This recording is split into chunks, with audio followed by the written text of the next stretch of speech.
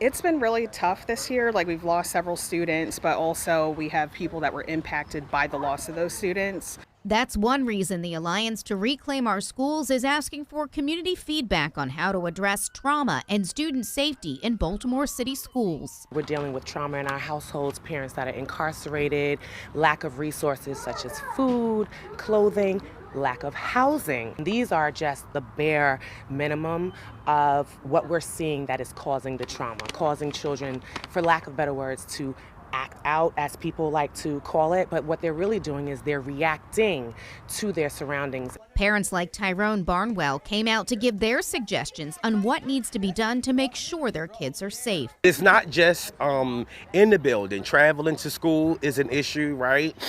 So the safety with getting back into and from school on public transportation. The group brainstormed ideas that Commissioner Ashley Esposito will take back to the Board of Education and folks at the central office. Making sure that not only does the mental health resources exist at every single school, but that there's actual outreach to let students know what services they have access to. First would be definitely parent involvement, right? Like, I think that is really, really huge, and not just to the capacity of which it's been.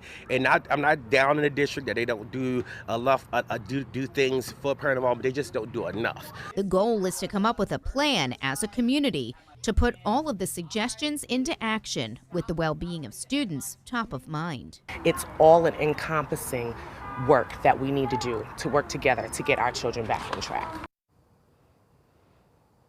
The Alliance to Reclaim Our Schools is holding another meeting next month to put together these ideas into a formal plan. Reporting live in Northwest Baltimore, Kim Day, CWBAL TV 11 News.